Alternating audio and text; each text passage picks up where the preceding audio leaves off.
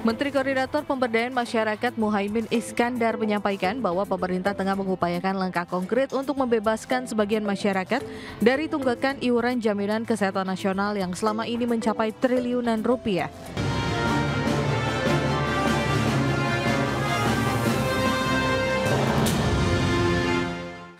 Ya, pemirsa, pemerintah mengupayakan langkah konkret untuk membebaskan sebagian masyarakat dari tunggakan iuran jaminan kesehatan nasional. Namun, Direktur Utama BPJS Kesehatan Ali Gufron Mukti mengatakan kebijakan penghapusan ini hanya untuk kelompok yang dinilai benar-benar tidak mampu membayar tunggakan iuran.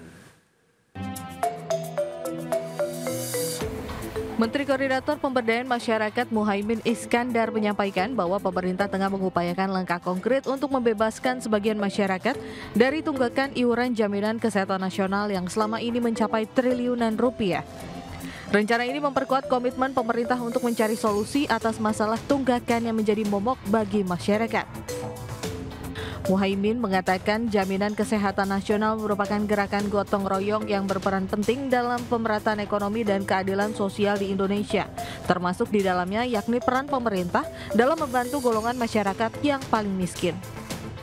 Bapak Ibu sekalian, jaminan kesehatan nasional adalah gerakan gotong royong menegakkan keadilan sosial untuk memutus mata rantai ketimpangan kesehatan dan ekonomi. Sehingga yang kaya membantu yang miskin, pengusaha membantu pekerjanya, pemerintah membantu masyarakat yang paling miskin. Sampai hari ini pemerintah membantu 96 juta melalui program penerima bantuan iuran. Tidak kurang angkanya 60 triliun rupiah. Direktur Utama BPJS Kesehatan Ali Gufron Mukti mengatakan bahwa tunggakan iuran BPJS Kesehatan yang rencananya akan dihapus pemerintah mencapai 7,69 triliun. Namun Gufron menyebut kebijakan penghapusan ini tidak berlaku bagi seluruh peserta JKN yang menunggak, melainkan hanya kelompok tertentu yang dinilai tak mampu membayar tunggakan iuran. Gufron menjelaskan sebagian besar tunggakan iuran peserta BPJS Kesehatan yang akan diputihkan merupakan tunggakan lama dengan rentang waktu lebih dari 2 tahun. Meski demikian, sistem perhitungan BPJS selama ini memang hanya membatasi akumulasi tunggakan maksimal 2 tahun. Berbagai sumber IDX Channel. Ya, pemirsa, untuk membahas tema kita kali ini, pemutihan iuran BPJS, kebijakan afirmatif atau resiko baru, kita sudah tersambung melalui Zoom bersama dengan Bapak Timbul Siregar, Koordinator Advokasi BPJS Watch, dan juga Ibu Ima Mayasari, pengamat kebijakan publik Universitas Indonesia. Langsung saja kita sapa ini. Halo Pak Timbul, apa kabar Pak? Baik Mas, salam sehat. Salam sehat, terima kasih atas waktu yang disempatkan. Bu Ima, apa kabar?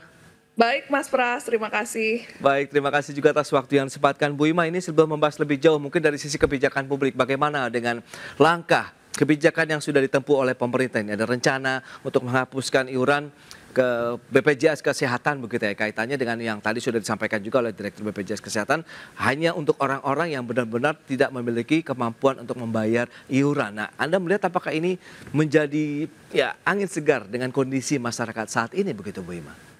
Iya, kalau kita melihat dari kondisi sosial masyarakat pada saat ini, jadi rencana pemutihan tunggakan iuran BPJS ini akan berdampak ya terhadap ekonomi dan kemudian sosial masyarakat itu sendiri. Nah, kalau kita melihat dari aspek kebijakan di dalam konteks terkait dengan keadilan sosial ini, kalau kita bisa melihat bahwa kebijakan seperti ini, kalau kita kaitkan dengan sistem jaminan sosial, artinya mengutamakan pemulihan akses layanan kesehatan gitu ya, dan kemudian ketimbang kemudian mereka memutuskan gitu ya, memutuskan terkait dengan kepesertaan terhadap para peserta yang kemudian melakukan tunggakan ini. Namun kemudian keadilan ini ya sejatinya tidak bisa kemudian dikatakan sebagai kebijakan yang kemudian sesaat saja gitu ya, tetapi bagaimana kemudian ini dalam jangka panjang ini bisa kemudian dinikmati oleh masyarakat yang kemudian tadi ya memang betul-betul mereka sudah menunggak dan memang dalam konteks ekonominya memang tidak mampu sehingga kemudian menjangkau gitu ya di dalam kaitan dengan mereka yang kemudian memang betul-betul membutuhkan terkait dengan layanan terkait dengan jaminan sosial ini tetapi memang dirasakan memang tidak terjangkau gitu ya untuk membayar iuran itu sehingga menunggak gitu ya seperti itu. Baik, Gitu, itu dia. Menjadi angin segar ya bagi masyarakat dengan kondisi ekonomi saat ini, dengan tekanan daya beli yang terjadi saat ini. Nah, Pak Timbul, BPJS Watch sendiri bagaimana Anda melihat begitu dan mungkin sedikit mereview terkait dengan pelaksanaan program dari JKN sendiri seperti apa sih saat ini? Ya, terima kasih. Jadi memang tentunya kalau kita mengacu pada Pasal 28H ayat 3 Undang-Undang Dasar 45, jaminan sosial kan hak seluruh rakyat Indonesia. Artinya hak konstitusional. Diturunkan dalam Undang-Undang 40 2004 tentang sistem jaminan sosial nasional, prinsip kepesertaan wajib. Dalam Perpres 82 2018 1 Januari 2019 seluruh rakyat harus ikut bergotong royong dan sebagainya. Nah, memang tentunya hak konstitusional ini terkendala ketika memang di 2020 ketika COVID sedang merajalela, lahir Perpres 64 2020. Sebelumnya Perpres 75 2019 yang menaikkan iuran dari 80.000 ini untuk kelas mandiri ya, kelas 1 80.000 ke 160, kelas 2 51 ke 110, kelas 3 23 ke 42. Di judicial review oleh kelompok penyandang hemodialisis dibatalin sama MA untuk peserta mandiri. Nah, artinya memang dalam kondisi seperti ini harusnya tetap nih. Tapi pemerintah malah mengeluarkan lagi Perpres 64 2020 di Agustus yang menaikkan lagi dari 80 ke 150, bukan 160, ke 150. Kelas 2 dari 51 ke 100.000, bukan ke 110. Nah, kelas 3 tetap dari 23 ke 42, tapi disubsidi 7.000. Nah, di tengah krisis COVID seperti itu, daya beli masyarakat mandiri, pekerjaannya udah nggak jelas, pendapatannya sudah tidak jelas lagi, dinaikkan. Nah, akhirnya terjadilah penumpukan tunggakan yang akhirnya memang dibayar, yang diwajibkan bayarkan 24 bulan. Tapi dia menyandra terus sampai 5 tahun ini. Sehingga ada sekitar 15 juta peserta mandiri yang menunggak. Yang memang tentunya betul menunggak itu ada dua sebab, ability to pay dan willingness to pay. Ability to pay memang yang menjadi mayoritas karena tidak mampu. Nah, kalau willingness to pay itu yang menengah ke atas. Dia ikut peserta JKN, tapi ketika dia mendapat layanan di rumah sakit atau vaskes lainnya, dia kecewa karena harus disuruh beli obat, harus apa. Nah, dia bilang, enggak, saya nggak mau bayar iuran lagi. Nah, jadi itu willingness. Nah, jadi kemauannya aja nggak ada. Nah, jadi tentunya yang memang betul harus disasar adalah bagaimana tunggakan iuran bagi masyarakat menengah ke bawah yang tidak memiliki ability-nya, to pay-nya ini bisa diputihkan. Sehingga hak konstitusionalnya itu dipulihkan. Dia bisa mengakses lagi. Kalau menunggak kan tidak bisa. Nah, jadi selama ini mereka itu kan mau membayar nih. Saya mau membayar nih. Tapi disandra oleh tunggakan, nggak boleh. Anda bayar dulu tunggakan. Nah, kalau nggak bayar, kalau nggak dibayar tunggakan, ya nggak bisa membayar bulanan. Nah, artinya memang tunggakan ini kan hanya potensi menjadi penerimaan, potensi, tapi nggak menjadi penerimaan real. Nah, tapi kalau dia membayar iuran sekarang, kalau nanti dihapuskan, dia bayar iuran, kan artinya menjadi pendapatan real bagi JKN. Nah, ini kan yang bisa membantu cash flow BPJS Kesehatan, program JKN ini untuk membayar ke rumah sakit. 2023, 2024, dan 2025 ini rasio klaimnya sudah di atas 100%. 2023, 2026 sekitar 106%. Kalau ini sekarang bisa diperkirakan 111. Artinya penerimaan iuran itu tidak mampu untuk membiayai pelayanan baik di vaskes tingkat 1 maupun tingkat 2 maupun biaya-biaya lainnya. Nah, ini artinya apa? Ada ancaman defisit kalau memang penerimaan iuran itu tidak mampu mengatasi segala pembiayaan. Nah, jadi kalau kami sih sambut baik pemutihan ini. Nah, tetapi juga untuk willingness to pay artinya juga kan pemerintah kalau menurut saya ini harus juga memberikan diskon saja lah. Misalnya 24 bulan ketentuan regulasinya, berikan 12 bulan sebagai stimulus mereka membayar tunggakan yang setengah sehingga menjadi pendapatan real JKN. Kalau yang tidak mampu, oke, dihapus saja. Mereka bisa nanti membayar bulanan normal sehingga menjadi pendapatan real. Kalau yang mampu menengah ke atas, yang kelas 1, kelas 2 misalnya, dia kasih aja diskon. Jadi yang tadi 24 bulan hanya 12 bulan sehingga mereka membayar tunggakan yang di diskon ini dan membayar iuran bulan yang normal. Nah, itu. Jadi tentunya ini menjadi bagian dari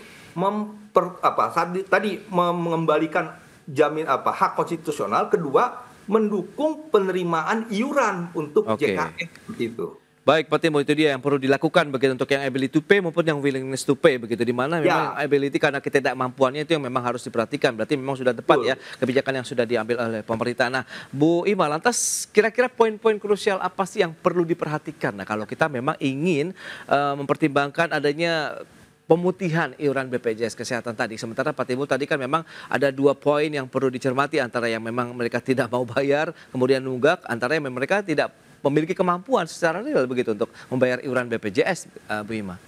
Iya, artinya ada segmentasi peserta, yaitu yang memang benar-benar mereka yang menunggak itu adalah benar-benar masyarakat yang tidak mampu ya, gitu ya, seperti itu.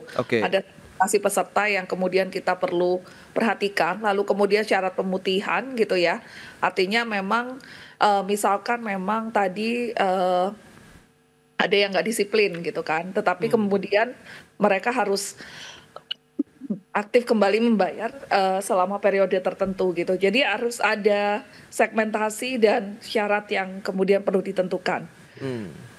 Baik, nah kalau kita bicara mengenai kebijakan ini menurut Anda sudah tepat begitu, dan konteksnya apakah memang harus secara nasional begitu atau bertahap atau bagaimana Bu Ima, sehingga ya dampaknya benar-benar bisa dirasakan langsung nih bagi pengguna BPJS-nya sendiri maupun masyarakat secara umum.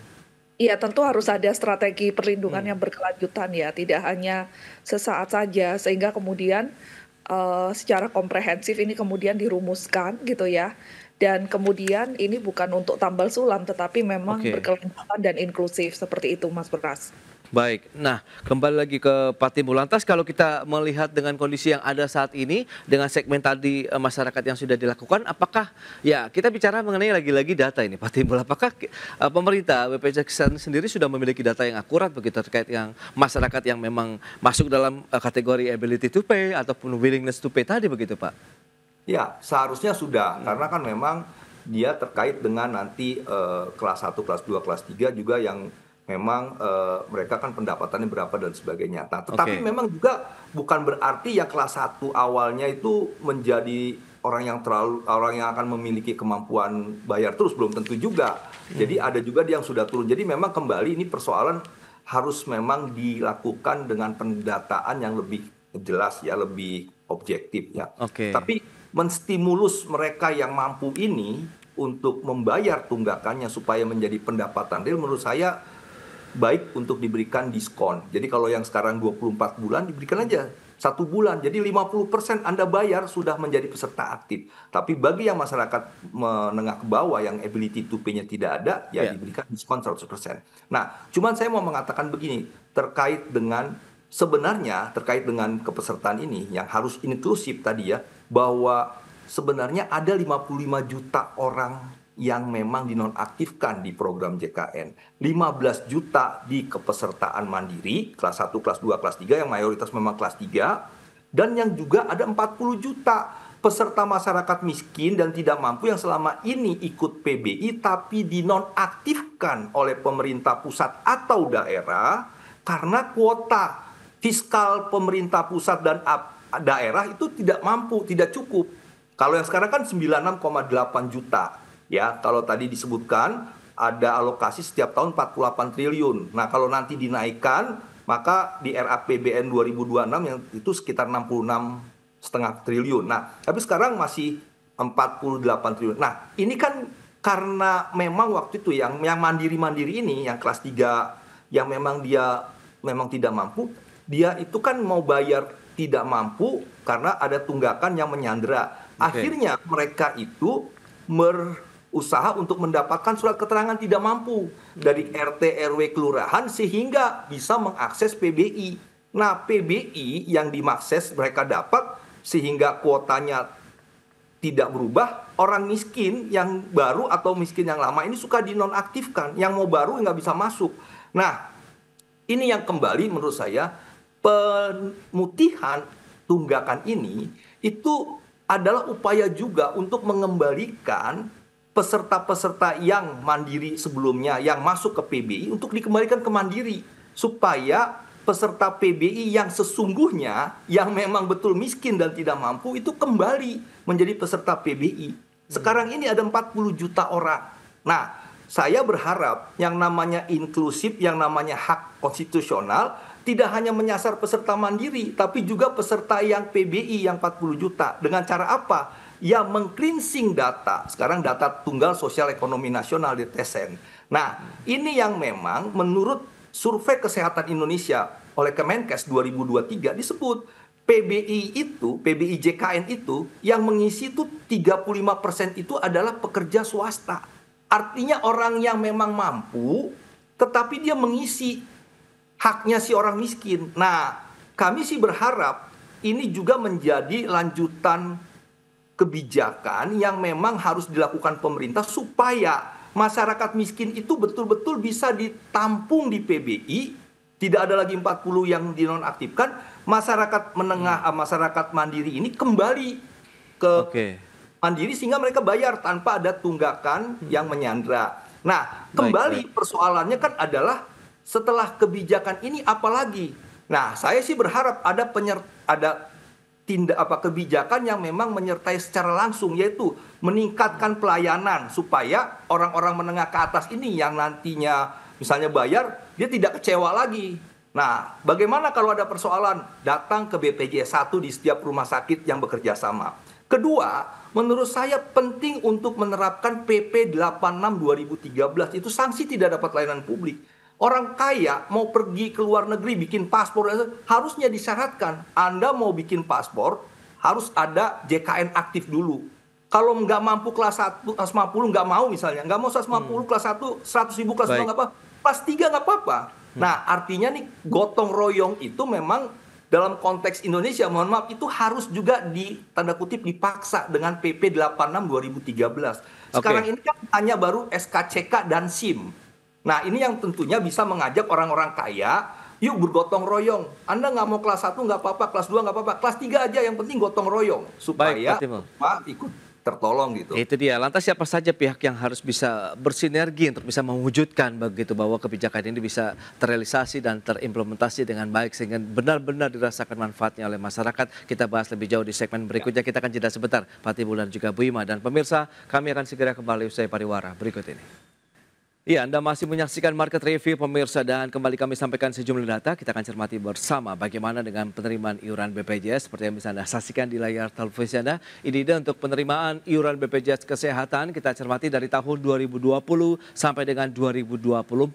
Ya, sempat mencapai 133,94 triliun di tahun 2020 meningkat menjadi 139,5 triliun di tahun 2021. Tahun berikutnya 143,29 triliun dan di tahun 2023 149,61 triliun rupiah. Namun kita cermati di tahun 2024 ada sedikit penurunan menjadi 133,45 triliun rupiah. Dan bagaimana dengan anggaran kesehatan dalam BPJS? Ini dia bisa Anda saksikan juga.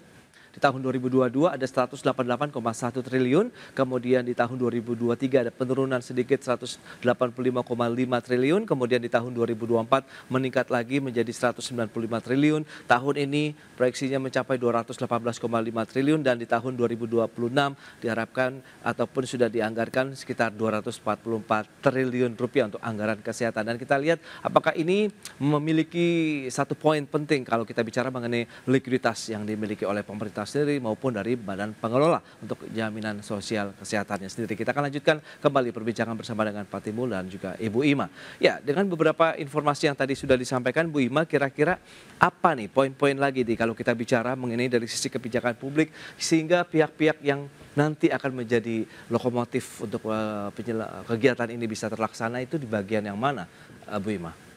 Iya, artinya kemudian kita perlu melakukan evaluasi ulang terhadap iuran tadi gitu ya. yang kemudian memang masih ada kendala-kendala gitu ya, Oke. terkait dengan masalah pembayaran tadi gitu ya, seperti itu. Lalu kemudian kita juga momen untuk kemudian melakukan pemutakhiran gitu ya, data gitu ya, agar kemudian memang betul-betul kebijakan terkait dengan pemutihan dan lain sebagainya itu tepat sasaran gitu ya, yang kemudian bisa menentukan mana peserta yang benar-benar layak untuk diputihkan. Dan kemudian pijakan yang dalam sisi kebijakan dengan jangka panjang gitu dan berkelanjutan.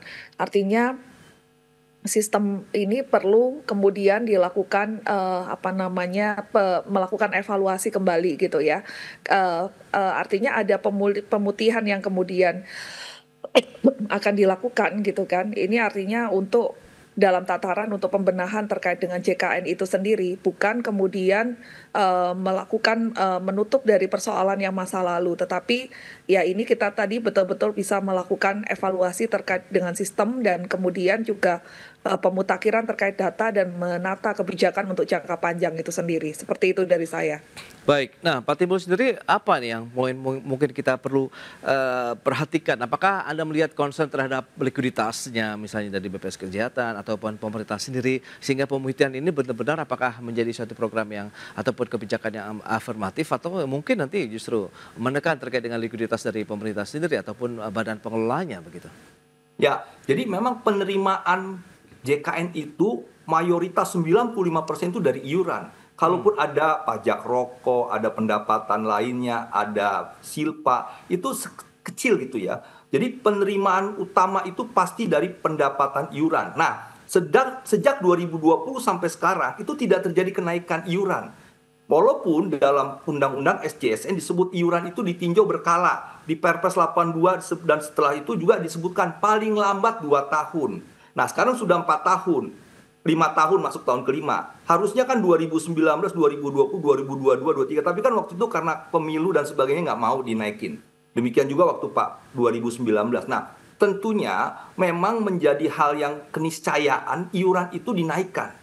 Nah, saya memang mendorong kenaikan iuran, tetapi itu kenaikan hanya untuk peserta PBI dulu, yang iurannya dibayar full dari pemerintah. Oke. Kalau penerima upah swasta itu memang setiap tahun naik, persentasenya tetap 5%, tapi upah minimum naik. Secara nominal naik, nggak usah diganggu lagi. Oke. Kedua, peserta PBI, nah ini yang harus dinaikkan, yang sekarang 42.000. Nah, hitungannya ada yang mengatakan 70.000, sehingga bisa nanti mendongkrak untuk membantu tidak terjadinya defisit. Nah yang ketiga peserta itu peserta mandiri. Nah peserta mandiri menurut saya harus bijak. Jangan kita mengulang Perpres 64 2020. Karena sekarang masyarakat kelas menengah juga menurun. Kemudian juga pencari kerja juga susah dan sebagainya. Nah artinya ini ditunda dulu kenaikannya. Sampai memang kita melihat kondisi. Tetapi kalau kenaikan PBI dia menjadi 70.000, menurut saya per orang per bulan itu cukup mampu untuk mengatasi defisit di 2026. Mungkin sekarang cukup masih surplus ya. Terakhir kan 49,5 triliun di akhir 2024. Masih bisa aset bersih itu mengatasi pembiayaan yang rasio klaimnya di atas 100%. Nah, tentunya 2026 akan menjadi pertanyaan kalau tidak naik. Nah, jadi segerakan naik iuran itu. Nah, jadi kembali bahwa kalaupun hari ini ada kenaikan iuran untuk PBI atau misalnya mandiri, kalau tidak dilakukan pemutihan itu, kenaikan 1 perak pun peserta mandiri itu tidak akan tidak mengubah nasib yang 15 juta. Nah oleh sebab itu diputihkan dulu. Sehingga kalaupun nanti ya setelah 2026 ada kenaikan mandiri, itu bisa lebih memastikan mereka membayar lebih baik dan sebagainya. Nah, pemutihan ini menurut saya ada rasa keadilannya. Kalau dulu kita dengar ada teks amnesti, orang kaya kok dapat tunggakan dapat penghapusan pajak. Sekarang orang-orang miskin inilah saatnya untuk diberikan keadilan. Nah, selain itu juga mereka kan juga akan mendapatkan kepastian ya. Kalau Gustav Redbach kan tujuan hukum harus memberikan satu keadilan, pemanfaatan, kepastian hukum. Dan ini juga yang bisa memberikan kepastian hukum, pemanfaatan, keadilan bagi rakyat untuk mengakses jaminan kesehatan nasional. Nah, jaminan kesehatan nasional itu tidak bisa diselesaikan oleh BPJS Kesehatan sendiri. menurut Inpres 1 tahun 2022 ada 30 kementerian lembaga pemerintah daerah yang memang diinstruksikan untuk mengoptimalisasi program JKN. Oke. Nah, bagaimana untuk mengatasi kedisiplinan rakyat membayar khususnya peserta mandiri perusahaan ya itu ada dalam Inpres itu. Makanya setuju tadi Bu Ima bahwa kita harus mengevaluasi.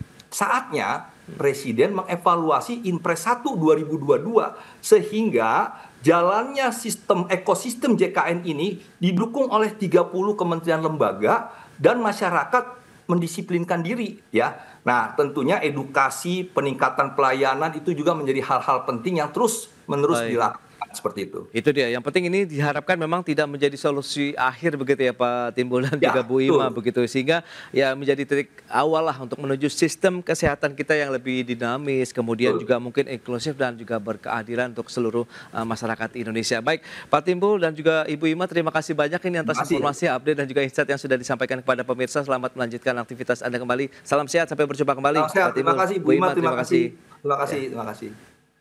Baik pemirsa, 1 jam sudah saya menemani Anda dalam Market Review dan perbaharui terus informasi Anda hanya di IDX Channel, your trustworthy and comprehensive investment reference. Karena urusan masa depan harus terdepan, aku investor saham. Ya saya, Prasetyo Wibowo, beserta seluruh kerabat kerja yang bertugas pamit undur diri. Terima kasih dan sampai jumpa.